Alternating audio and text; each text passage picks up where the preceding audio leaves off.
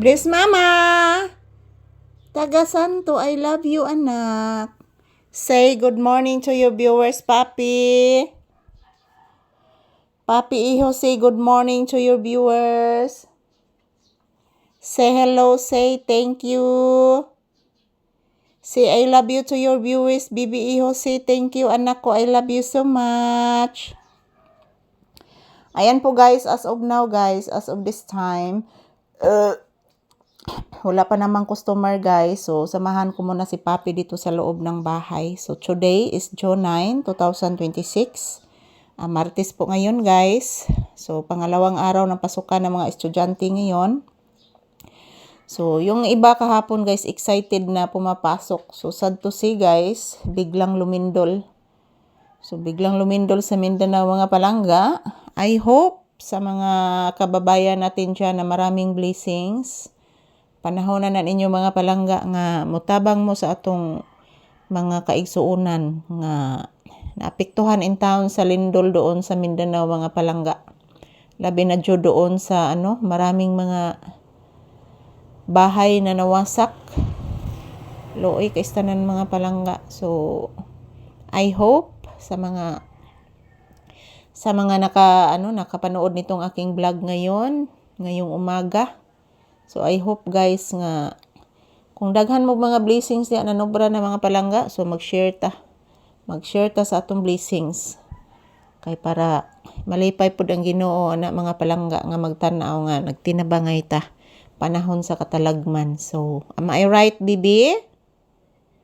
Papi, am I right? Mama Lisa's right, Bibi, Iho? Mama Lisa's right? Ayan po guys, maayong buntag. So ayan si Papi guys, nakikinig lang po sa akin guys habang nakipag-usap ako sa ating mga kaigsuunan guys na tumutulong sa mga naapektuhan sa lindol sa Mindanao. Yun lang mga maraming blessings dyan, mga nanubra na sa blessings dyan. Tabang ta mga palangga kay ihatag lagi po na sa Ginoo mga palangga ang atong pagtabang.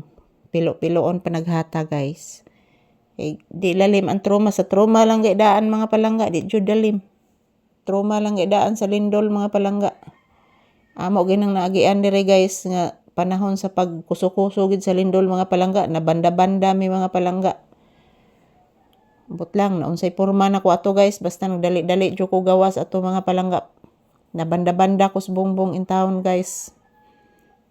Grabe gid kusuga gis tayog. So, how much more sa Mindanao nga 0.3 ang giladmon ra. So, ayan. Yan lang po ang aking sinasabi guys. Magdasal, magdasal, magdasal. Manalangin ng mataimtim. Kaya ang Ginoo ra dyo'y makatabang na to sa tanan mga palangga.